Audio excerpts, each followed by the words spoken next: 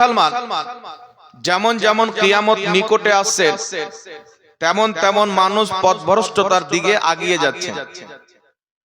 কিছু ফিরকা বেরিয়েছেন, তারা নিজের নাম রেখেছেন আহলে কোরআন, যে আমরা শুধু কোরআন মানি, হাদিস মানি না। সাধারণ পাবলিককে বলা হয় কোরআন হচ্ছে আল্লাহ তাবারাক ওয়া তাআলার কালাম। তো এমন কোন জিনিস রয়েছে যেই জিনিসের সমাধান আল্লাহর কালামে নাই?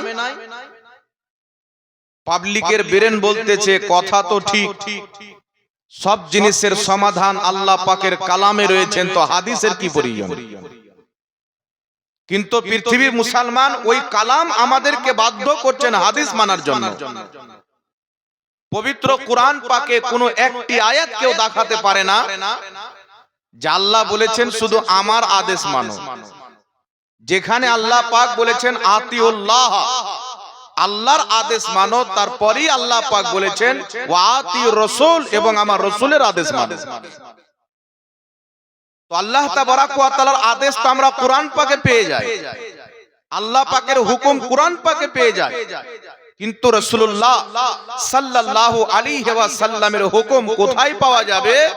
ওটা হাদিস শরীফের মধ্যে পাওয়া যাবে। তো কোরআন বলতেছেন আল্লাহর হুকুম অর্থাৎ কোরআনকেও মানো, নবীর হুকুম অর্থাৎ হাদিসকেও মানো। আর কোরআন আর হাদিসই বলতেছেন যে ইজমাকেও মানো, কিয়াসকেও মানো। ইজমা কাকে বলে? যেই বিষয়টার প্রতি যুগ যুগ থেকে মুসলমান একমত হয়ে আমল করে চলে আসছেন, কোন যুগে কেউ মতভেদ করেননি, তাকে বলা হয় ইজমা। এখন যদি কেউ সেটার বিরোধিতা করে, সেই ব্যক্তি ইজমার বিরোধিতা করে। যেমন ভাবে কোরআন অস্বীকারী ইসলাম থেকে বেরিয়ে যায়, হাদিস অস্বীকারী ইসলাম থেকে বেরিয়ে যায়, তেমনি ভাবে ইজমার অস্বীকারীও ইসলাম থেকে বেরিয়ে যায় মুসলমান। এই জন্য আমার আপনার নবী সাল্লাল্লাহু আলাইহি ওয়াসাল্লাম বলেন আমার উম্মত কোনদিন কোনো ভুল কাজে একত্রিত হবে না। মানে এমন কোন কাজ যেটা ভুল রয়েছে আর সব উম্মত একমতে মেনে নিয়েছে, এইরকম হতে পারে না। অর্থাৎ যেই বিষয়টা আমার উম্মত একত্রিত হয়ে যাবে সেটা ভুল থাকবে না, ওটা সহি হবে। বলো সুবহানাল্লাহ। তো ইজমা একটি দলিল হয়ে গেল। 4 নাম্বার দলিল হচ্ছে কিয়াস। সহিহ বুখারীতে রাসূল পাক সাল্লাল্লাহু আলাইহি সাল্লামের হাদিস রয়েছে, আল্লাহর নবী সাল্লাল্লাহু আলাইহি ওয়াসাল্লাম নিজের একজন সাহাবী হযরতে মুআজ বিন জাবাল রাদিয়াল্লাহু তাআলা আনহুকে একটি দেশের কাজী বানিয়ে পাঠাচ্ছেন, বিচারক বানিয়ে পাঠাচ্ছেন। তো আল্লাহর নবী সাল্লাল্লাহু আলাইহি ওয়াসাল্লাম জিজ্ঞাসা করছেন, এই মুআজ বিন জাবাল, তোমাকে আমি বিচারপতি বানিয়ে পাঠাচ্ছি, যখন তোমার সামনে কোনো মাসআলা আসবে, তোমার সামনে কোনো কেস আসবে, তুমি তার সমাধান কি দিয়ে করবে? নবী পাকের সাহাবী যারা আমাদের মাদ্রাসায় পড়ে নয়, মুস্তাফা জানে রহমাতের মাদ্রাসায় পড়ে আলিম হয়েছে, যারা রাসূল পাককে ফেস টু ফেস দিদার করেছেন, যাদের প্রতি জাহান্নামের আগুনকে হারাম করা হয়েছে, ওই সাহাবী মুআজ বিন জাবাল অন্যান্য সাহাবীদের চাইতে জ্ঞানী গুণী ব্যক্তি ছিলেন, ইলমওয়ালা ব্যক্তি ছিলেন।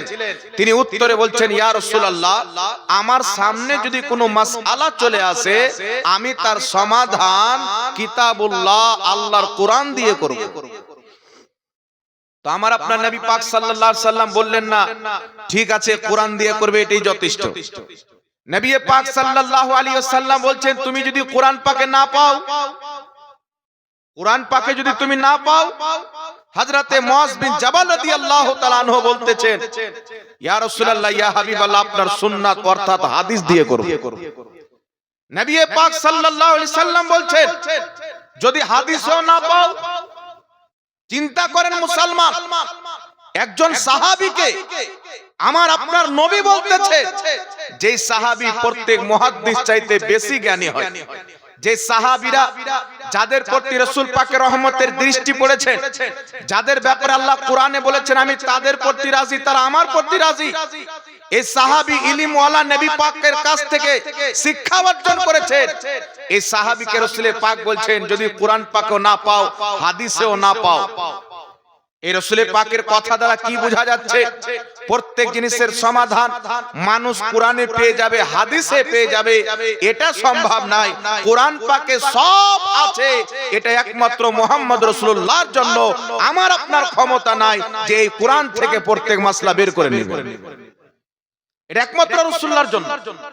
রাসূলের পাক সাল্লাল্লাহু আলাইহি সাল্লাম বলছেন, যদি কোরআনেও না পাও, হাদিসেও না পাও, তাহলে এখন যদি কোনো ব্যক্তি প্রশ্ন করে যে কোরআন এবং হাদিসই দেখাতে হবে, নচেত মানা যাবে না, তাহলে তার দাবিটা কিন্তু বুখারীর সহিহ হাদিস অনুযায়ী ভুল হবে। সে কিন্তু নবী পাকের বিপরীত রাস্তা অবলম্বন করতেছে। রাসূলের পাক কি শিক্ষা দিচ্ছেন?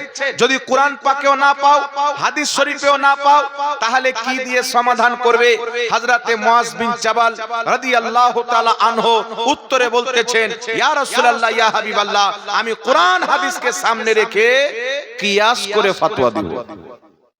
কি করে ফতোয়া দিব? কিয়াস করে ফতোয়া দিব।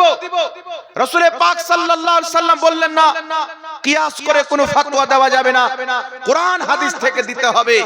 আল্লাহর নবী রাজি হয়ে গেলেন, তিনাকে সমর্থন করে খুশি খুশি পাঠিয়ে দিলেন।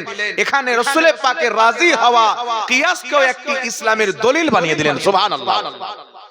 এইজন্য আমার আল্লাহ পবিত্র কোরআন পাকে বলছেন, ইয়া আইয়ুহাল্লাযীনা আমানু আতিউল্লাহ ওয়া আতিউর রাসূল ওয়া উলিল আমরি মিনকুম। আল্লাহ বলছেন, হে ঈমানদার, তোমরা আল্লাহর আদেশ মানো, রাসূলের আদেশ মানো, ওয়া উলিল আমরি মিনকুম, উলিল আমরদের আদেশ মানো। তো আল্লাহর আদেশ মানবো, রাসূলের আদেশ মানবো, এই উলিল আমরটা কি?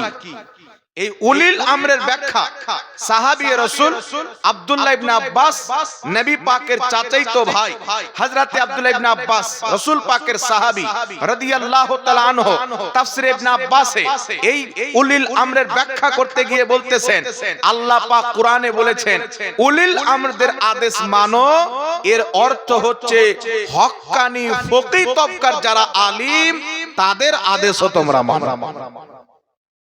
যারা ফকিহ তবকার আলিম, ফকিহ কাকে বলে?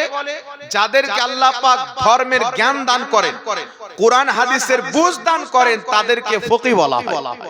আমাদের মতন মৌলভী নয় যে মুস্তাহিদ হয়ে যাবে। ইমাম আযম আবু হানিফা মুস্তাহিদ, ইমাম শাফি মুস্তাহিদ, ইমাম আহমদ বিন হাম্বল মুস্তাহিদ, তারপরে ইমাম মালিক মুস্তাহিদ। এই যে মুস্তাহিদ রয়েছে, আল্লাহ পাক উলিল আমর দ্বারা এটাই বুঝিয়েছে, তোমরা মুস্তাহিদ তবকার আলিমদের আদেশকেও মানো। বুঝা কি গেল? যদি কোরআনে কোনো মাসলা পেয়ে যায় আলহামদুলিল্লাহ, হাদিসে পেয়ে যায় আলহামদুলিল্লাহ, কোরআনেও পেলাম না, হাদিসেও পেলাম না, তাহলে হক্কানি আলিমদেরকে দেখতে হবে, পূর্বের মুহাদ্দিসদেরকে দেখতে হবে, তারা এই মাসলার ব্যাপারে কি বলেছে নাকি বাবা। আর যদি কোরআন হাদিসটাই যথেষ্ট হয়ে যেত, তাহলে আপনারা বলেন, বাবা পৃথিবীতে হাজার হাজার মুহাদ্দিস, লাখো লাখো কিতাব কেন লিখলেন? উনারা কি আমাদের চাইতে কম বুঝতেন? এইজন্য সমাজের মধ্যে দিন বা দিন এমন গুমরাহিয়াত ঢুকে যাচ্ছে, শুধু কোরআন এবং হাদিসকে সামনে রাখছে, কবি দালালাতুন নাস কাকে বলে বুঝে না, ইবারাতুন নাস, ইশারাতুন নাস এইগুলি কাকে বলে বুঝে না। শুধু কোরআনের জাহিরি অর্থ, হাদিসের জাহিরি অর্থের প্রতি ঈমান আনে, কিন্তু পৃথিবীর মুসলমান কোরআন থেকে চারটি নাস দ্বারা মাসলা বের হয়, ইশারাতুন নাস দ্বারা মাসলা প্রমাণিত হয়, দালালাতুন নাস দ্বারা মাসলা প্রমাণিত হয়, ইখতিদাউন নাস দ্বারা মাসলা প্রমাণিত হয়, ইবারাতুন নাস দ্বারা মাসলা প্রমাণিত হয়। কিন্তু সমাজের মধ্যে এমন গুমরাহিয়াত ভরে দেওয়া হচ্ছে, শুধু জাহিরি যে অর্থ হবে ওটাই মানা যাবে, আর সিয়াক ও সিবাক দালালাত কিছুই মানা যাবে না। এরকম গুমরাহিত হচ্ছে কি হয় না বাবা? পাবলিকের ব্রেনে ভরে দেওয়া হয়েছে, কোরআনে দেখতে চাও নচেত সহিহ হাদিসে দেখতে চাও। এখানে উলামায়ে কেরাম বসে আছেন। বিরাদর ইসলাম কোন আমলের বৈধ হওয়ার জন্য একটা জয়ীফ সনদের হাদিস হলো যথেষ্ট। কোন আমলের বৈধ হওয়ার জন্য হাদিসের সনদ যদি জয়ীফ হয়, ওই আমলের বৈধ হওয়ার জন্য, জায়েজ হওয়ার জন্য জয়ীফ হাদিস যথেষ্ট। কিন্তু কোন আমলকে যদি হারাম বলতে হয়, কোন জিনিসকে যদি নাজায়েজ বলতে হয়, তো জয়ীফ হাদিস দিয়ে নাজায়েজ বলা যাবে না। তখন কি লাগবে? কাতঈউ সুবুত, কোরআন পাকের আয়াত নচেত হাদিসে সহিহা লাগবে, তারপরেই কোন জিনিসকে হারাম সাব্যস্ত করা যাবে। কিন্তু পৃথিবীর মুসলমান এখন মানুষের মধ্যে একটা ব্রেন দেওয়া হচ্ছে কি, যেটা কোরআন হাদিসে নাই ওটাই হচ্ছে হারাম, এটা ইসলাম নয়। পূর্বের সালাফগণ যে ইসলামের ব্যাখ্যা করেছেন, উনারা ব্যাখ্যা করেছেন যেটাকে আল্লাহ নিজের কোরআনে হারাম বলেছেন, রাসূলের পাক হারাম বলেছেন, ওটাই হলো হারাম, বাকি সব জায়েজ। আল্লাহ পাক যখন হারাম জিনিসের লিস্ট গণাতে আসলেন, আল্লাহ পাক নাম নিয়ে নিয়ে বললেন সুয়ার খাওয়া হারাম, মদ পান করা হারাম, দারু পান করা হারাম, আরো যেগুলো হারাম আছেন আমার আল্লাহ পাক নাম নিয়ে নিয়ে বলেছেন। কিন্তু যখন পবিত্র জিনিস বর্ণনা করতে গিয়েছেন, বৈধ জিনিস বর্ণনা করতে গিয়েছেন, হালালের ব্যাপারে বলেছেন, তো আমার আল্লাহ বলছেন খাও তোমরা পবিত্র জিনিসের মধ্যে। এই যে পবিত্র শব্দ, যত জিনিস পবিত্র আছে এই শব্দের তহত, এই শব্দের দ্বারা প্রত্যেকটা পবিত্র জিনিস আল্লাহ মুমিনদের জন্য হালাল করে দিয়েছে। এখন যদি কোনো ব্যক্তি বলে কোরআন হাদিসে কোথায় লেখা আছে টমেটো খাও, কোথায় লেখা আছে আলু খাও, কোথায় লেখা আছে আপনার সাজনা খাও, কোথায় লেখা আছে ধনিয়ার পাতা খাও, তাহলে চশমা লাগিয়ে খুঁজে মরে যাবেন, কানা হয়ে যাবেন, কিন্তু খুঁজে পাবেন। এইরকম মূর্খতা সমাজের মধ্যে আছে। এটা করলে এটা কোন হাদিসে আছে, এটা কোন হাদিসে আছে, তাকে যদি হাদিস দিয়ে দেন তো সে মানবে না। যেটা যুগ যুগ থেকে চলে আসতেছে, হাজার বছর পূর্ব থেকে যেই আমলটা চলে আসতেছে, 500 বছর পূর্বের মুহাদ্দিস, 1000 বছর পূর্বের মুহাদ্দিস, 300 বছর পূর্বের মুহাদ্দিস, 700 বছর পূর্বের মুহাদ্দিস, ধারাবাহিক ভাবে সবাই তার প্রতি আমল করেছে। আজকের মৌলবি এসে বলছেন এটা বিদআত, এটা নাজায়েজ। ইসলাম কি আজকে এসেছে? পূর্বের মুহাদ্দিসরা ইসলাম বুঝতো না। এই পৃথিবীর মুসলমান এইগুলো ফিতনা আসলো কোথায় থেকে? ভারতবর্ষের মাটিতে যখন ইংরেজরা দেখলো মুসলমানকে যদি তাদেরকে দিয়ে লড়ানো না যায়, হুকুমত টিকবে না, আমাদের রাজত্ব টিকবে না, মুসলমানকে যদি ভাগ না করা হয় আমাদের ক্ষমতা টিকবে না, তারা এইগুলো খুরাফাত মানুষের ব্রেনে ভরে কিছু আলিমকে খরিদ করে কিছু বৈধ কাজকে হারাম এবং বিদআত বানালো, আর মুসলমানদের মধ্যে দ্বন্দ্ব তৈরি করে।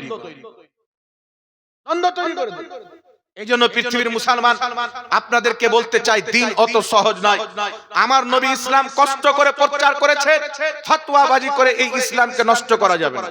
কেউ যদি নবীকে দাঁড়িয়ে সালাম পেশ করে দেয়, কিছু মৌলবি নাজায়েজ বলে দেয়। আমরা তো বেঁচে আছি ভাই, পাবলিককে কেন গোমরাহ করতেছো? হিম্মত থাকলে আমাদের সাথে বসো, আমরা তোমার চোখে আঙ্গুল দিয়ে দেখাবো কোন কিতাবে লেখা আছে। 500 বছর পূর্বের ইমাম, 1200 বছর, 1000 বছর পূর্বের ইমাম, 700 বছর পূর্বের ইমামের কিতাব থেকে দেখাবো তারা নবী পাকের সম্মানে দাঁড়িয়ে সালাত ও সালাম পাঠ করাকে শুধু জায়েজ নয় বরং নেকির কাজ লিখেছে, তারা করেছেন। নবী দিবস পালন করে নিয়ে ঝামেলা। মুসলমান মনে করছেন এই দিন নবী দুনিয়াতে এসেছে, একটু আনন্দ প্রকাশ করি, খুশি পালন করি বৈধ কাজের মাধ্যমে।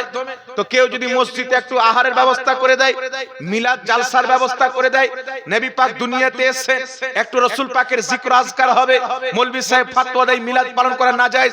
কিন্তু পৃথিবীর মুসলমান আজ থেকে 1200 বছর পূর্বেও ইমামগণ নবী পাকের মিলাদের বৈধতার প্রতি কিতাব লিখে রেখেছে।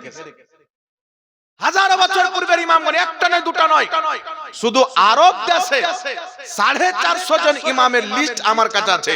আমি যতটা খুঁজে পেয়েছি 450 জন ইমাম 450টি কিতাব লিখে তারা ফতোয়া দিয়েছে। নবী পাক যেই দিন দুনিয়াতে জন্মগ্রহণ করেছেন ওই দিনে মুসলমান আনন্দ প্রকাশ করে, এটা কোনোই মতে নাজায়েজ হবে না, বরং এটা হলো সওয়াবের কাজ। বলুন সুবহানাল্লাহ। বরং মুহাদ্দিসরা কেরাম হাদিস পেশ করেছেন, বুখারী শরীফের হাদিস, আবু লাহাবকে যখন সুয়াইবা তার বাঁধি সুসংবাদ দিল, আবু লাহাব তোমার ভাই আব্দুল্লাহর স্ত্রী আমেনা একটা ছেলে জন্ম দিয়েছে, ছেলে জন্ম দিয়েছে চাঁদের মতন দেখতে। আবু লাহাব বলেছিল ইশারা করে আঙ্গুলের, যাও তুমি সুসংবাদ দিলে আমার ভাতিজা হওয়ার, আমি তোমাকে আজাদ করে দিলাম। এই হাদিসকে ইমাম মুল্লা আলী কারি, যিনি 2.5 লক্ষ হাদিসের সনদ সহ মুখস্থ হাফিজ ছিলেন, মক্কা মদিনার ইমাম ছিলেন, 2.5 লক্ষ হাদিসের হাফিজ ইমাম মুল্লা আলী কারি 11 শতাব্দীর মুজাদ্দিদ ছিলেন। তিনি নিজের কিতাব মাওরিদুর রাবিতে উল্লেখ করেছেন, ইমাম জাযরি নিজের কিতাবে উল্লেখ করেছেন 950 বছর পূর্বে ইমাম ইবনুল জাওজি আল বায়ান ও মাওলিদিন নবী কিতাবে উল্লেখ করেছেন। শত শত ইমামগণ উল্লেখ করে বলেছেন নবী পাককে ভাতিজা মনে করে নবীর জন্মে খুশি হয়ে আবু লাহাব বাঁধি আযাদ করেছিল। তাই প্রত্যেক সোমবারে তার আযাবে কমতি করা হয়। তো মুসলমান যখন নবী মনে করে নবীর জন্মদিনে খুশি পালন করবে তার প্রতি জাহান্নামের আগুন হারাম হয়ে যাওয়ার সম্ভাবনা রয়েছে। এটা পূর্বের মুহাদ্দিসগণ বলছেন। আর এখনকার মৌলবীগণ এটা আমার আকাবিরের বিপক্ষে গিয়েছেন, তা আমিও যাব। কোথাকার আকাবির ফাকাবির তাকে তালাক দিতে হবে। মুহাদ্দিসনে কেরাম যেই পথে গেছেন ওই পথে যেতে হবে। কারণ মুহাদ্দিসদের মাধ্যমে আমরা হাদিস খুঁজে পেয়েছি, মুহাদ্দিসদের মাধ্যমে কোরআন পাকের সঠিক তাফসীর পেয়েছি, মুহাদ্দিসদের মাধ্যমে আমরা হাদিসের ব্যাপারে আসমা ও রেজালের জ্ঞান পেয়েছি। এই হক্কানি আলিম ওলামারা ছিলেন যারা নিজের জ্ঞানকে কিতাবে লিখে দিয়েছে, তাই আমরা পেয়েছি। যদি জ্ঞান সিনাতে নিয়ে কবরে চলে যেতেন তাহলে আমরা ইলম কোথায় থেকে পেতাম? ইমাম বুখারী যদি বুখারী শরীফ না লিখতেন, হাদিসগুলোকে মুখস্থ রেখে যদি ইন্তিকাল করতেন, তাহলে আমরা বুখারী পেতাম? বাবা, বুখারীতে যা ইলম আছে আমরা পড়তে পারতাম। তাহলে এতগুলো জিনিস আমরা কাদের মাধ্যমে পেয়েছি? মুহাদ্দিসদের মাধ্যমে। এইজন্য পৃথিবীর মুসলমান এই ফতোয়াবাজি করা বন্ধ করতে হবে। যারা রাসূলকে দাঁড়িয়ে সালাম দেয় তাদের পরিষ্কার নিয়ত থাকে একমাত্র নবীর জন্য দাঁড়াচ্ছে। আমি যদি বলি যে আমার জন্য দাঁড়িয়ে সালাম দেন, কেউ দাঁড়াবে না। আরে নিয়ত হচ্ছে নবীর জন্য, মিলাদ পালন করে নবীর জন্য, নবীর নামকে চুমন দেয় নবীর জন্য। আর বুখারীতে রাসূল পাক বলতেছেন ইন্নামাল আমালু বিন্নিয়াত, প্রত্যেক আমলের ফল তার নিয়তের উপরে। আল্লাহ রাব্বুল আলামিন আমাদের অন্তরকে দেখতে পাচ্ছেন। এরা দুনিয়াদারের জন্য নয়, তাজদারে মদিনার মহব্বতে দাঁড়ায়। খারাপ হওয়ার কি আছে? শেখ আব্দুল হক মুহাদ্দিস দেহলভী তিনি নিজে দাঁড়িয়ে সালাত ও সালাম পাঠ করতেন, যিনি প্রত্যেক ফিরকার ইমাম, প্রত্যেক ফিরকার ইমাম। জি, উলামায়ে দেওবন্দের যিনি পীর হাজী ইমদাদুল্লাহ মুহাজিরে মাক্কি, তিনি নিজে মিলাদুন নবী দাঁড়িয়ে সালাত ও সালাম পাঠ করতেন, ইয়া নবী সালাম আলাইহি পাঠ করতেন। ইমাম হালবি রাহমাতুল্লাহ আলাইহি সিরাতে হালবিয়া 3 খণ্ডে বিভক্ত। এক খণ্ড আমার গাড়িতে রাখা আছে, প্রথম খণ্ড। সেই প্রথম খণ্ডের 123 পৃষ্ঠার মধ্যে লিখেছেন সব উলামায়ে কেরাম নবী পাকের মহব্বতে দাঁড়িয়ে সালাত ও সালাম পাঠ করাকে নেকির কাজ বলে গণ্য করেছেন, মুস্তাহাব বলে গণ্য করেছেন। এইজন্য পৃথিবীর মুসলমান এইগুলি কাদা ছড়াছড়ি করে কোনো লাভ নাই। যারা এখন কাদা ছড়াচ্ছেন আপনার প্রতি আল্লাহর লানাত অবতীর্ণ হবে, কারণ এই কাজগুলি আপনার বাপ দাদাও করেছেন। তো আপনি যদি এটা করলে জাহান্নামে যাবে, অমুক হবে ধুমুক হবে বলেন, তো আপনি নিজের বাবাকে জাহান্নামী বলছেন, আত্মীয় স্বজনকে জাহান্নামী বলছেন। সুতরাং আপনাকে আল্লাহ পাক ছাড়বে না। এইজন্য পৃথিবীর মুসলমান ইসলামকে নিয়ে তামাশা করিয়েন না, ইসলামকে নিয়ে মাজাক করিয়েন না। আমার নবী মুস্তাফা মক্কার মাটিতে কাবা ঘরের পাশে সাজদাতে পড়ে আছেন, রাসূল পাক সাজদায় পড়ে আছেন। কাফিররা দেখতেছেন মুহাম্মদ সাল্লাল্লাহু আলাইহি সাল্লাম তার খোদার দরবারে সাজদায় পড়ে আছেন। উটের ভুঁটি নিয়ে গিয়ে আমার নবীর প্রতি চাপিয়ে দিয়ে আমার নবীকে কষ্ট দিয়েছেন। যুদ্ধের ময়দানে আমার আপনার নবী সাল্লাল্লাহু আলাইহি সাল্লাম ইসলামের খাতিরে কাফিরদের সাথে যুদ্ধে লড়াই করতে গিয়েছেন। আমার নবীর দান্দানে মুবারককে শহীদ করা হয়েছে। এই নবী মুস্তাফা যখন তায়েফের মাটিতে গিয়েছেন, ওই তায়েফবাসী যাদের সঙ্গে আমার আপনার নবী বাল্যকালের কিছুটা জীবন কাটিয়েছিলেন, মা হালিমার বাড়িতে ছিলেন, ওই তায়েফবাসীরা আমার আপনার নবীকে চিনত। রাসূল পাক গেলেন তায়েফের মাটিতে। এই তায়েফের মানুষ, আমি মুহাম্মদ সাল্লাল্লাহু আলাইহি সাল্লাম এসেছি, আমার আপনার নবীর নাম শুনে গোটা তায়েফের মানুষ, মহিলা, বাচ্চা, কাচ্চা, বুড়া সবাই আমার আপনার নবীর সামনে এসে দাঁড়িয়ে গেছে। এত আমার নবীকে মহব্বত করতেন, এত আমার নবী মুস্তাফাকে তারা প্যার করতেন। নবী পাকের এক ডাকে তারা রাসূল পাকের নিকটে হাজির হয়ে গেছেন। সবাই খুশি মানাচ্ছেন, এলাকাতে খবর হয়ে গেছেন আজকে মুহাম্মদ সাল্লাল্লাহু আলাইহি সাল্লাম এসেছেন। ওই মক্কার ছেলে আব্দুল্লাহর বেটা, কুরাইশ বংশের লোক, মা হালিমার যে দুধ পান করেছিলেন, আজকে সে এসেছেন। সবাই জমা হয়েছেন। আমার আপনার নবী তায়েফের মানুষকে লক্ষ্য করে বলছেন, এই তায়েফের মানুষ, আমাকে তোমরা চিনো কিনা? সবাই এক বাক্যে বলছেন, আমরা তোমাকে তোমাকে চিনি। রাসূল পাক বলতেছেন আমি কি কোনোদিন তোমাদেরকে মিথ্যা কথা বলেছি? সবাই বলতেছেন না, তুমি কোনোদিন মিথ্যা বলনি। রাসূল পাক বলতেছেন আমি যদি এখন তোমাদেরকে বলি এই যে পাহাড় রয়েছে, এই পাহাড়ের পিছন দিক থেকে ডাকু আসতেছে তোমাদের প্রতি হামলা করার জন্য, তোমাদের সম্পদ লুটমাট করার জন্য, এটা কি তোমরা বিশ্বাস করবে? তায়েফের প্রত্যেকটা মানুষ বলেছিল অবশ্যই বিশ্বাস করব, কারণ আমাদের বিশ্বাস আছে তুমি কোনোদিন মিথ্যা বলনি, মিথ্যা বলতে পারো না। রাসূল পাক বলতেছে তবে এটাও সত্য, এই তায়েফের মানুষ কান খুলে শুনে নাও, আমি হচ্ছি মুহাম্মদ রাসূলুল্লাহ, আল্লাহ তাবারাক ওয়া তাআলার ওয়াহদানিয়াতে পয়গাম নিয়ে এসেছি, আর আমাকে আল্লাহ পাক নিজের নবী বানিয়ে পাঠিয়েছেন। তোমরা কালেমা পাঠ করে মুসলমান হয়ে যাও, তোমাদের সুপারিশের জিম্মেদারি আমি নিয়ে নিচ্ছি। এই কথা যখন রাসূল পাক বললেন, যেই নবীকে তারা সত্যবাদী মনে করেছিল, মিথ্যাবাদী কিন্তু বলছেন না, তারা হাতে পাথর নিয়ে আমার নবীকে পাথর মারতে আরম্ভ করলো। মুহাম্মদ সাল্লাল্লাহু আলাইহি সাল্লাম পাগল হয়ে গেছেন, মাজনু হয়ে গেছেন, ভুলভাল বকতেছেন। পাথর নিয়ে আমার আপনার নবীকে এমন ভাবে আঘাত করা হয়েছিল, আমার নবীর শরীর দিয়ে রক্ত বেরিয়ে রক্তগুলি জুতাতে এসে জমা হয়েছে। হযরতে জিবরিল আমিন রাসূল পাককে বলছেন ইয়া রাসূলুল্লাহ আপনি অনুমতি দেন, আমি দুই দিকের পাহাড়কে মিলিয়ে দিয়ে তায়েফকে ধ্বংস করে দিব, ইতিহাস থেকে তার নামকে মিটিয়ে দিব।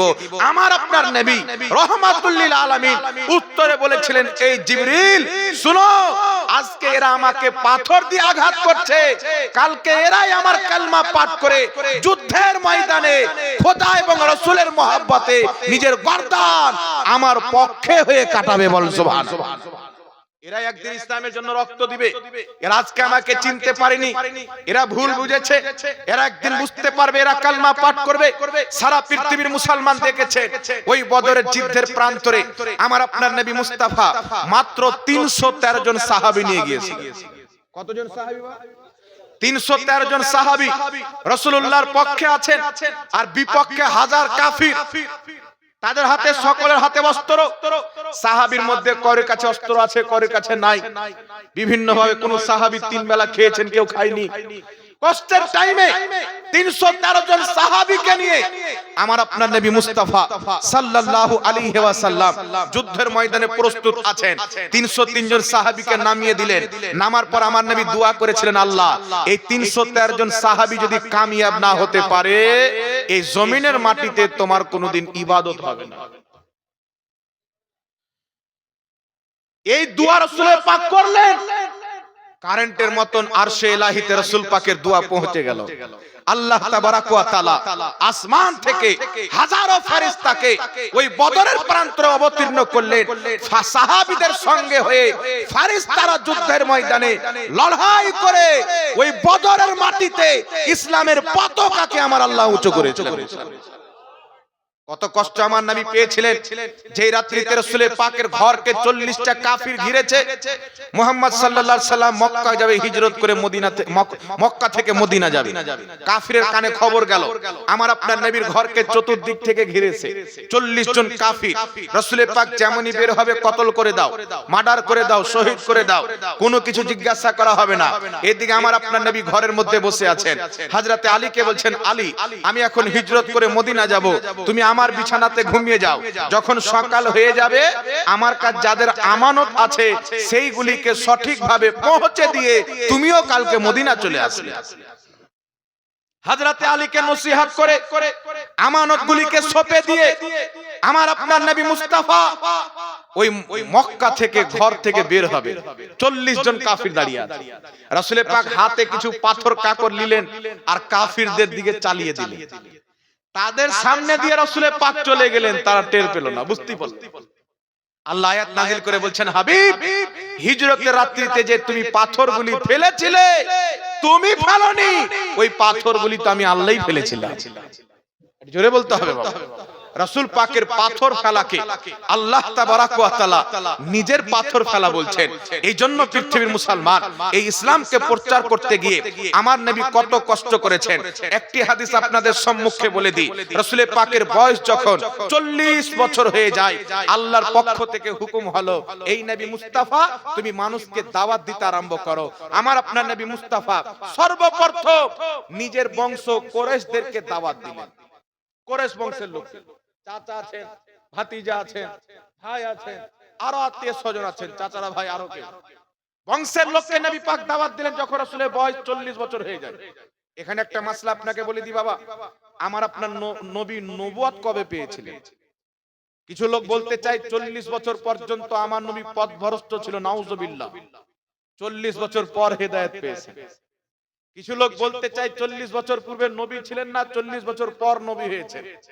আমি আপনাকে বলতে চাই, যদি 40 বছর পূর্বে আমার আপনার নবী মুস্তাফা নবী না হয়, তাহলে এতগুলো মুজিজা কি করে জাহির হলো? এতগুলি মুজিজা কি করে জাহির হলো? মা আমিনার পেটে নবী মুস্তাফা আছেন, মুজিজা জাহির হতে আছেন। 2 বছর বয়সে নবীর সিনা ফেরেশতারা নিয়ে গিয়ে চাক করছেন। নবী যদি না হয়তো কেন চাক করলেন? তবে একটা কথা মনে রাখবেন মুসলমান, সারা পৃথিবীর কোন একটি কিতাবে এমন কোন হাদিস নাই যে নবী 40 বছর পর নবী হয়েছেন, আগে নবী ছিল না। একটা হাদিস নাই। যারা বলে ওরা কিয়াস করে বলে, আকীদা দিয়ে কিয়াস করে আকীদা চলে না। আকীদার জন্য কোরআন পাকের আয়াত লাগবে, নচেত হাদিসে মুতাওয়াতির লাগবে। জি, কোন হাদিস দিয়ে কিয়াস করে? আল্লাহ নবীর বয়স যখন 40 বছর হয়ে যায়, বয়সান নবুয়াত, নবী নিজের নবুয়াতকে প্রকাশ্য করেন। এই শব্দ আছেন কি, নবুয়াতকে প্রকাশ্য করলেন। আর এখানে অনুবাদ করে দেওয়া হয়েছে নবীর বয়স যখন 40 হয়ে যায়, তো আল্লাহ পাক নবীকে নবুয়াত দিলেন, এটা সারাসার মিথ্যা কথা। ইব্রাহিম আলাইহিস সালামকে নমরুদ যখন নিজের আগুনে ফেলে, তখন আমার নবী নবী ছিলেন, তখন আমার নবী নবী ছিলেন। আদম আলাইহিস সালামকে আল্লাহ পাক জান্নাত থেকে যখন জমিনে পাঠিয়ে দেন, তখন আমার নবী নবী ছিলেন। মুসা আলাইহিস সালাতু ওয়াস সালাম যখন সমুদ্রের মাঝে মিছিলে রাস্তাকে পার করেন, তখন আমার আপনার নবী নবী ছিলেন। এই পৃথিবীর মুসলমান প্রত্যেক নবীর নবুয়তের জামানাতে আমার নবী মুস্তাফা প্রত্যেক নবীর যুগকে দেখেছে, কারণ প্রত্যেক নবীর পূর্বে আল্লাহ আমার আপনার নবীকে আগে নবুয়ত দিয়েছেন। এই মর্মে আপনাকে দুটি হাদিস শোনাতে চাই। মুসনাদ আহমদ কিতাবের মধ্যে ইমামে আহমদ বিন হাম্বল রাহিমাহুল্লাহ সহিহ সনদে হাদিস নিয়ে এসেছেন। সাহাবায়ে কেরাম আমার আপনার নবীকে জিজ্ঞাসা করেছিলেন, ইয়া রাসূলুল্লাহি মাতা জুয়েলতা নবিয়ান, ওগো আল্লাহর রাসূল, আপনাকে আল্লাহ নবী কবে বানিয়েছেন? মাতা জুয়েলতা নবিয়ান, আপনাকে আল্লাহ নবী কবে বানিয়েছেন? আমার আপনার নবী উত্তরে বলেছিলেন, ওয়াদামু বাইনা রূহি ওয়াল জাসাদ, আদমের দেহের মধ্যে যখন আত্মা ভরা হয়নি, দেহ একদিকে আত্মা আরেকদিকে ছিল, আল্লাহ আমাকে তখন নবী বানিয়ে দিয়েছেন। তো নবুয়ত দিবেন, তারপরে তো নবী বানানো হবে। এইরকমই হাদিস সহিহ সনদে হাকিম, ইমাম হাকিম আল মুস্তাদরাক আলা সাহিহাইন কিতাবে লিখেছেন। হাদিসটি লেখার পরে বলতেছেন, হাদা হাদিসুন সহিহুল ইসনাদ আলা শারতি শাইখাইন, ইমাম বুখারীর শর্ত অনুযায়ী হাদিসটির সনদ হচ্ছে সহিহ। হযরতে সাইয়্যিদিনা আবু হুরায়রা রাদিয়াল্লাহু তাআলা আনহু, কোন আবু হুরায়রা? যিনি নবী পাকের নিকটে সবচাইতে বেশি থাকতেন। আমার নবী সাল্লাল্লাহু আলাইহি ওয়াসাল্লামের নিকটে আবু হুরায়রা রাদিয়াল্লাহু তাআলা একজন গেলেন, বুখারীতে এই হাদিসটা রয়েছে। যাওয়ার পরে বলছেন, ইয়া রাসূলুল্লাহ, আপনার কাছ থেকে অনেক হাদিস শ্রবণ করি, তবে মনে রাখতে পারি না, আমি ভুলে যাই। নবী পাককে বলছেন, হুজুর একটু ব্যবস্থা করে দেন যাতে আমি মনে রাখতে পারি। আল্লাহর নবী চাদরকে বিছাতে বললেন, চাদর বিছানো হলো। হযরতে আবু হুরায়রা বলছেন, নবী পাক এইভাবে একটা চুল্লু বানালেন, চাদরে এইভাবে রেখে দিলেন। রাখার পর রাসূল পাক বলছেন, আবু হুরায়রা চাদরকে গোছিয়ে নাও। চাদরকে গোছিয়ে নেওয়া হলো। তারপর রাসূল পাক বলতেছেন, তুমি নিজের সিনাতে লাগিয়ে নাও। হযরতে আবু হুরায়রা বলছেন, আমি সেই চাদরকে আমার সিনাতে লাগিয়ে নিলাম। যেই দিন থেকে সিনাতে ওই চাদরকে লাগিয়েছি, জানি না আমার আকা মুস্তাফা নিজের দুই হাতে চুল্লু করে ওই চাদরে এমন কি দিয়েছিলেন, সেই দিন থেকে আমি নবী থেকে যা শুনেছি সব মনে রেখেছি, সব মনে রেখেছি। এই জন্য সবচাইতে বেশি হাদিস হযরতে আবু হুরায়রা বর্ণনা করেছেন। সবচেয়ে বেশি হাদিস। এই আবু হুরায়রা বলছেন, ইয়া রাসূলুল্লাহ মাতা কুনতু নাবিয়্যান, আপনি নবী কবে থেকে ছিলেন? আমার আপনার নবী উত্তরে বলছেন, কুনতু নাবিয়্যান ওয়া আদামু বাইনার রূহি ওয়াল জাসাদ, আদম আলাইহিস সালামের দেহের মধ্যে যখন আত্মা ভরা হয়নি, কুনতু নাবিয়্যান, আমি ওই সময়তেও নবী ছিলাম। জোরে বল সুবহানাল্লাহ। ওই সময়তেও নবী ছিলেন যখন আদমের দেহে আত্মা ভরা হয়নি। শেখ আব্দুল হক মুহাদ্দিস দেহলভী রাহমাতুল্লাহ আলাইহি নিজের কিতাব মাদারিজুন নবুওয়াতের প্রথম খণ্ডে লিখছেন, আমার নবী মুস্তাফা নবী হয়েই দুনিয়াতে এসেছেন। ইমাম আহমদ বিন হাম্বল মুসনাদ আহমদে হাদিস নিয়েছেন, সাহাবায়ে কেরাম বলতেছেন নবী রাসূল হয়েই দুনিয়াতে জন্মগ্রহণ করেছেন। এই জন্য পৃথিবীর মুসলমান 40 বছর পর্যন্ত আমার নবী নবী ছিলেন না এই কথা বলা যাবে না।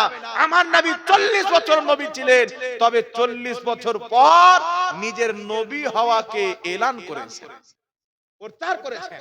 এখন একটা প্রশ্ন হচ্ছে, হুজুর কিছু লোক আচ্ছা বলেন তো বাবা, আমার নবী যখন বলে দিলেন আদমের দেহে আত্মা ভরা হয়নি তখন আল্লাহ আমাকে নবী বানিয়ে দিয়েছিলেন, এরপরে কি আর কিছুর দরকার আছে? তবুও কিছু লোক প্রশ্ন তুলবে যাদের মগজে শয়তান দখল করে আছে। কি প্রশ্ন করবে? 40 বছরের আগে যদি নবী থাকেন তাহলে 40 বছর পর্যন্ত উনি নবুয়তের দায়িত্ব পালন কেন করেন? প্রশ্ন তো খাতরা। এবার পাবলিক কি মনে করবে? কথা তো ঠিক, কিন্তু আমি মনে করি কথা একেবারে ভুল। আমার নবী বলে দিয়েছেন আদমের দেহে আত্মা ভরা হয়নি তখন আমি নবী হয়ে গেছিলাম, এই রকম প্রশ্ন করে নবীর হাদিসকে অস্বীকার করা যাবে না, যাবে না। তবে এর উত্তর আপনাকে দিচ্ছি। পবিত্র কুরআনুল কারীম সূরা মারিয়ামের মধ্যে এসেছে, আপনারা সকলে শুনেছেন, মা মারিয়াম রাদিয়াল্লাহু তাআলা আনহার শিকামে জিবরিল আলাইহিস সালাম এসে হযরতে ঈসা আলাইহিস সালামের আত্মাকে ভরে দিলেন বিনা বাপে ওনার জন্ম। হযরতে মারিয়াম চিন্তায় আছেন, আল্লাহকে বলছেন, আল্লাহ তুমি আমাকে বিনা বাপে তোমার নবী ঈসাকে দিয়েছো একটা সন্তান, আমার তো বিয়ে হয়নি, সমাজ তো সেটাকে মানবে না, তো আমি কি উত্তর দিব? আল্লাহ পাক বলেছিলেন তোমাকে কিছু উত্তর দিতে হবে না, কেউ জিজ্ঞাসা করলে বলে বাচ্চাকে জিজ্ঞাসা করে সে কে। জিজ্ঞাসা করা হয়েছিল মারিয়াম যখন গেলেন এলাকাতে, ঈসা আলাইহিস সালাম নিজের মাথাকে উঁচু করে মায়ের কোল থেকে বলেছিলেন, 3-4 দিনকার ছেলে কি বলছেন? ইন্নী আব্দুল্লাহি ওয়া আতানিয়াল কিতাবা ওয়া জাআলানি নবিয়্যা।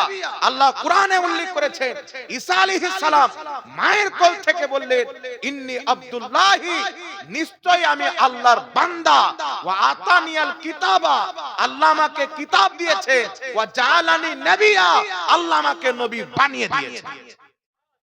ঈসা নবীকে মায়ের কোলে আল্লাহ নবী বানিয়ে দিয়েছেন, কিন্তু উনি কি মায়ের কোল থেকে নবুয়তের প্রচার করতে আরম্ভ করেছিলেন? দাওয়াত দিতে আরম্ভ করেছিলেন? কোন কিতাব আছে 30, কোন কিতাব আছে 40, গ্রহণযোগ্য মত হচ্ছে 40। ওনার বয়স যখন হয়ে গেল, বড় হয়ে গেলেন, যখন মানুষের নিকটে যখন আর আচ্ছা একটা ছোট্ট বাচ্চা যদি দাওয়াত দেয় তাহলে মানুষ মনে করে তো বাচ্চা ভুলভাল বকছে। উপযুক্ত বয়স হওয়ার পর হযরতে ঈসা আলাইহিস সালাম নিজের নবুয়তের প্রচার করতে আরম্ভ করেছিলেন। তাহলে কি শিশু অবস্থায় তাকে নবী মানবেন না? 5 বছরের নবী মানবেন না? 10 বছরের নবী মানবেন না? মায়ের কোলে আল্লাহ তিনাকে নবুয়ত দান করেছে, এটাকে যে অস্বীকার করবে কাফির হয়ে যাবে, কারণ এটা কোরআন থেকে প্রমাণিত। কোরআন অস্বীকারীর ঈমান থাকতে পারে না। আগে চলেন, এই একই কোরআন আল্লাহ সুবহানাহু ওয়া তাআলা বলতেছেন, ইয়া ইয়াহইয়া খুযিল কিতাবা বিকুওয়াতিন ওয়া আতাইনাহুল হুকমা সাবিয়্যা। আল্লাহ রাব্বুল আলামিন বলতেছেন, ইয়া ইয়াহইয়া তুমি আমার কিতাবকে শক্ত করে ধরো। আল্লাহ বলছেন আমি আমার ইয়াহইয়াকে শিশু অবস্থায় নবুয়ত দান করেছি। ইয়া ইয়াহইয়া খুযিল কিতাবা বিকুওয়াতিন ওয়া আতাইনাহুল হুকমা সাবিয়্যা, আমি আমার ইয়াহইয়াকে শিশু অবস্থায় নবুয়ত দান করেছি। ঈসা আলাইহিস সালাম মায়ের কোলে নবী হয়েছেন, ইয়াহইয়া আলাইহিস সালামকে শিশুকালে নবুয়ত দেওয়া হয়েছে, আর মুহাম্মদ রাসূলুল্লাহকে আদমের সৃষ্টির পূর্বেও নবুয়ত দিয়ে নবী বানিয়ে দেওয়া হয়েছে। রাসূল পাক সাল্লাল্লাহু আলাইহি সাল্লামের প্রতি বিদ্বেষ তো মানুষের আছে বাবা। আমাদের সমাজের লোকের প্রবলেম হচ্ছে দাড়ি টুপি দেখলি মৌলবি মনে করে, দাড়ি টুপি দেখলি মৌলবি মনে করে। কিছু লোকের এটা ধারণা যে 2024-এ ইসলামটা ভালো এসেছে, এর আগে ভুলভাল ছিল সব, মানে চাইনা ইসলাম। বুঝতে পারছেন? দল বদল লোক আছে, এই এতদিন ভুল পথে ছিলাম, এতদিন সঠিক পথ পেয়েছি, একটু ন্যূনতম যদি হাদিসের জ্ঞান থাকতো, এ বুঝতে পারতো যে আমাকে এখান থেকে বের করে ফিরকা বানাতে চাচ্ছে, ফিরকা বানাতে চাচ্ছে। আর যারা আহলে সুন্নাত ওয়াল জামাতকে ছেড়ে দিয়ে আলাদা আলাদা ফিরকাতে চলে গেল, তারাই 72 জাহান্নামী ফিরকার অন্তর্ভুক্ত হয়ে গেল। কথা আমার বুঝতে পারছেন বাবা? এবার আগিয়ে চলেন। নবী পাক ইসলামের জন্য কষ্ট করেছেন, মেহনত পরিশ্রম করে আমার নবী মুস্তাফা দ্বীনকে প্রচার করেছেন। মক্কা থেকে হিজরত করে মদিনাতে গিয়েছেন। আমার আপনার নবী যখন মদিনাতে আসবেন বাবা, ওই দিনটা ছিল রবিউল আউয়ালের 12 তারিখ। 12 তারিখে জন্ম নিয়েছেন রবিউল আউয়ালে, 12 তারিখে হিজরত করে মক্কাতে প্রবেশ করছেন। মক্কাবাসীদেরকে কি আগে খবর করে দিয়েছে? তারা আগে তাওরীতে জাবুরে পড়েছিল, ইনজিলে পড়েছিল, তাওরীতে পড়েছিল মুহাম্মদ সাল্লাল্লাহু আলাইহি সাল্লাম মক্কা থেকে হিজরত করে মদিনাতে আসবেন। আগেই তারা খবর পেয়ে গেছেন। মদিনাবাসীরা বাচ্চা জওয়ান বুড়া সব বাড়ি থেকে বেরিয়েছেন, মিছিল বের করেছেন। মহিলারা ছাদের উপরে বাড়ির দরজাতে দাঁড়িয়ে উকি মেরে তাকাচ্ছে, আর প্রত্যেক সাহাবা ইয়া রাসূলুল্লাহ ইয়া মুহাম্মাদের স্লোগান দিয়ে আমার আপনার নবীর ওয়েলকাম করছেন। জোরে বলুন সুবহানাল্লাহ। সহিহ মুসলিমে এক হাদিসটি রয়েছে, ফাসাইদার রিজাল ওয়ান নিসাউ ফাওকাল বুয়ুত তাফাররাকাল গিলমান ওয়াল খুদ্দাম ফি তুরুক ইউনাদুনা ইয়া মুহাম্মদ ইয়া রাসূলুল্লাহ ইয়া মুহাম্মদ ইয়া রাসূলুল্লাহ। এইজন্য পৃথিবীর মুসলমান বাচ্চা কাচ্চা সবাই নবী পাকের আগমনে মিছিল বের করেছিলেন, ইয়া রাসূলুল্লাহর স্লোগান দিয়েছিলেন, ইয়া মুহাম্মাদের স্লোগান দিয়েছিলেন। এইজন্য কোন জিনিসের আনন্দ জিনিস যদি পাওয়া যায়, কোন নিয়ামত যদি পাওয়া যায়, আল্লাহর খুশি প্রকাশ্য কেউ যদি মিছিল বের করে এটা নাজায়েজ হয় না, এটাও শরীয়তে জায়েজ আছে বাবা, এটা শরীয়তে জায়েজ আছে। আপনার বেটা পরীক্ষা দিতে গেছেন কলকাতা কলেজ, কিসের পরীক্ষা দিতে গিয়েছেন? একটা বড় পদের পরীক্ষা, পাস করেছেন, আইপিএস ধরে কলকাতায় পাস করেছেন। বাপ বেলডাঙ্গাতে খবর পেয়ে গেল যে আমার বেটা পাস করেছেন। সেই বাপ যদি বেলডাঙ্গা থেকে 2-500 লোককে মিছিল বের করে নিজের বেটার ওয়েলকামের জন্য যায়, এটা নাজায়েজ হবে না, আল্লাহর শুকরিয়া আদায় করার জন্য মিছিল বের করবে। তো কেউ যদি 12 রবিউল আউয়ালে বৈধ তরিকাতে মিছিল বের করে, ডিজে না বাজিয়ে, গান না বাজিয়ে, ডান্স না করে, ওযু করে, নবী পাকের নাত পড়ে, আল্লাহ রাসূলের স্লোগান দিয়ে বের করে, এটা কিয়ামত পর্যন্ত বিদআত হবে না, এটা হচ্ছে বৈধ কাজ। জি পৃথিবীর মুসলমান, এইজন্য পৃথিবীর মুসলমান আমার আপনার নবী সাল্লাল্লাহু আলাইহি ওয়াসাল্লাম ইসলামকে প্রচার করার জন্য খুব কষ্ট করেছেন। এইজন্য আল্লাহ তাবারাক ওয়া তাআলা আমার আপনার নবীকে ঈমানের জান বানিয়েছেন, ঈমানের জান। একটা কথা মনে রাখবেন, প্রত্যেক মুসলমানের প্রতি এটা সর্বপ্রথম ফরজ। নামাজের আগে, রোজার আগে, হজের আগে, যাকাতের আগে সর্বপ্রথম ফরজ হচ্ছে তারা নিজের নবীকে নিজের জান চাইতেও বেশি ভালোবাসে।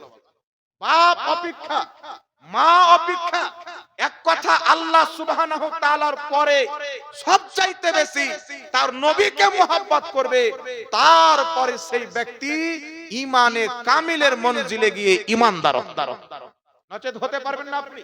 এই জন্য পৃথিবীর মুসলমান নবীকে বাপ বলা যাবে না, নবীকে ভাই বলা যাবে না, কারণ বাপের মহব্বতের একটা সীমা আছে, ভাইয়ের মহব্বতের একটা সীমা আছে, আর মুহাম্মদ রাসূলুল্লাহ মহব্বতের সীমা নাই।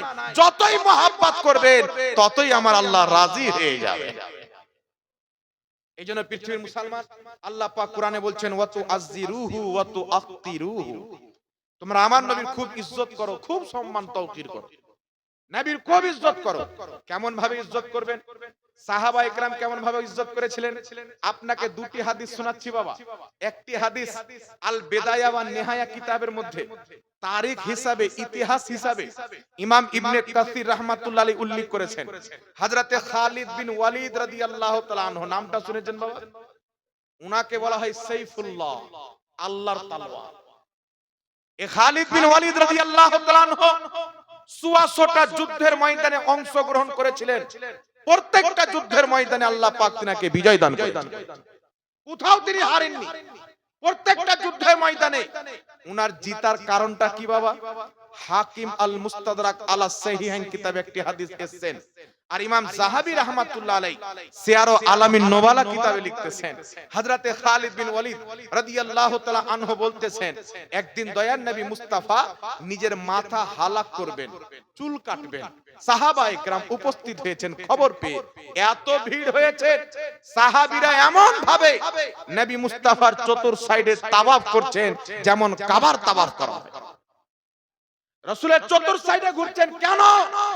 নবীর মুবারক চুল যেন পেয়ে যায়, বরকতময় চুল যেন পেয়ে যায়। খালিদ বিন ওয়ালিদ বলছেন, আমিও গেলাম, রাসূল পাকের সামনে দিকের একটা চুল আমি পেলাম, সেই চুলটাকে বাড়িতে এসে সেলাই করে দিলাম টুপির সাথে। আমি তারপর যেই যুদ্ধের ময়দানে গিয়েছি, এই চুলের বরকতে প্রত্যেকটা যুদ্ধের ময়দানে আল্লাহ আমাকে বিজয় দান করেছেন। এখন সমাজের মধ্যে দ্বন্দ্ব চলছে, বাবা নবীর ওসিলা চলবে, আছে না নাই? ওই যে নবীর ওসিলা চলবে না, এই দ্বন্দ্ব চলে। নবী পাকের ওসিলাকে যেই ব্যক্তি অস্বীকার করবে, ও তো মুসলমানই থাকবে না বাবা। বলছে আল্লাহ ডাইরেক্ট শুনতে পায়, ডাইরেক্ট দিতে পারে, তো দোয়াতে নবীর ওসিলা নেওয়ার দরকার নাই। আরে বাবা, আল্লাহ তো ডাইরেক্ট শুনতে পায়, ডাইরেক্ট দিতে পারে, এতে করির মতো ভেদ নাই। আল্লাহ পাক কোরআনটা কি ডাইরেক্ট দিয়েছেন? বলেন, নামাজ কি ডাইরেক্ট দিয়েছেন? হজ কি ডাইরেক্ট দিয়েছেন? কোনটা জিনিস আছে একটা বলেন যে আল্লাহ ডাইরেক্ট দিয়েছেন? আসমান থেকে আল্লাহ বৃষ্টি বর্ষণ করে, এই বৃষ্টি বর্ষণ করার জন্য হযরতে মিকাইলকে রেখেছেন। মওত আল্লাহ দান করে, আত্মা বের করার জন্য ইসরাইলকে রেখেছেন। ওহী আল্লাহ পাঠায়, ওহী পৌঁছে দেওয়ার জন্য জিবরিলকে রেখেছেন। কিয়ামত আল্লাহর হুকুমে হবে, কিয়ামত আসার জন্য সূর ফুঁকবেন ইসরাফিল আলাইহিস সালাম। প্রত্যেকটা জিনিসের জন্য তো আল্লাহ মাধ্যম তৈরি করে রেখেছেন, ফেরেশতা তৈরি করে রেখেছেন। এই জন্য পৃথিবীর মুসলমান নবীদের ওসিলা দুয়ার মাধ্যমে, এখন কেউ যদি বলে দুয়াতে বিহাক্কে লা ইলাহা ইল্লাল্লাহ মুহাম্মাদুর রাসূলুল্লাহ, তো কিছু লোক বলে যে কলমা পড়া কোনো হাদিসে নেই।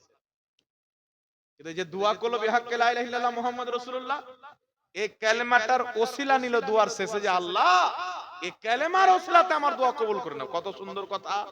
এটাও বলে মৌলভী সাহেবদের ঝামেলা লেগে যায় মানুষের।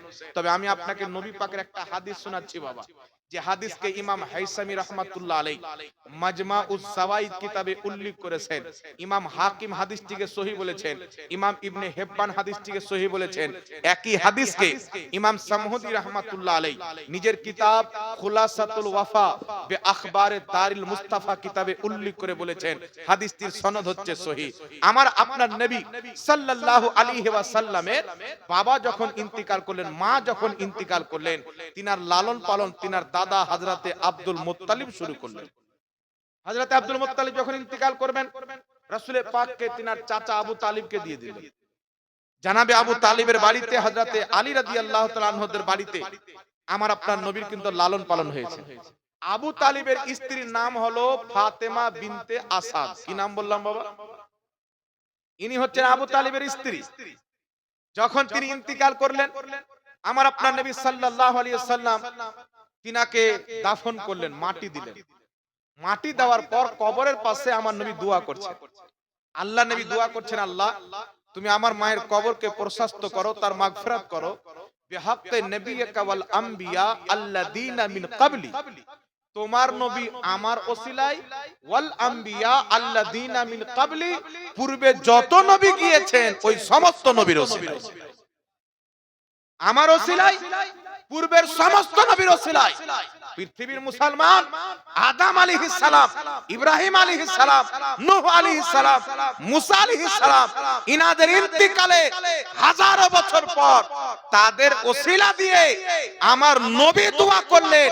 তো নবী পাকের ইন্তিকালের পর নবী মুস্তাফার ওসিলা দিয়ে যদি উম্মত দোয়া করে, এটা নাজায়েজ হবে না, আমার নবী মুস্তাফার সুন্নাত হবে।